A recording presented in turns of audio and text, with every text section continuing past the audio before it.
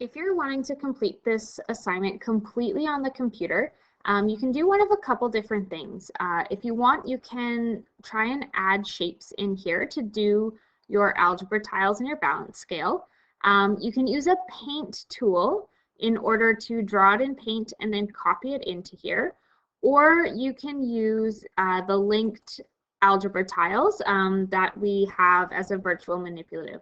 So if you are using any of these ways, I'm going to show you a tool that helps a lot. It's one of my favorite tools on a computer in order to get these pictures in here. So this is not the correct answer. Please do not copy this in there. But the tool that I like to use is called the Snipping Tool. So it looks like this. If you search Snipping Tool on your computer, if you have it, it should be there.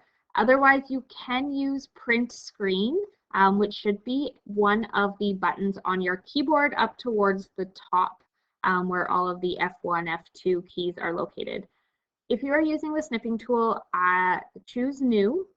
You can choose different modes in here, so a freeform or a window, so you can change the shape. I always just use a rectangular, and all you're going to do is you are going to highlight the information that you want. So if this was what I was submitting, I would highlight the part that I want, and it's going to automatically copy it to my clipboard. So it is like I control copied it.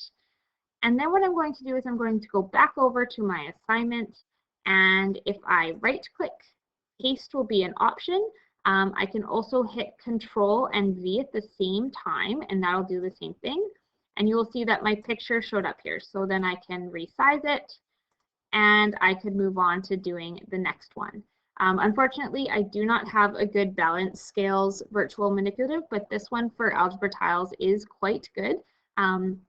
So if that is something that you would like to play with and work on some of your digital skills as well as your math skills, I hope that this video can be a little bit of a help with you.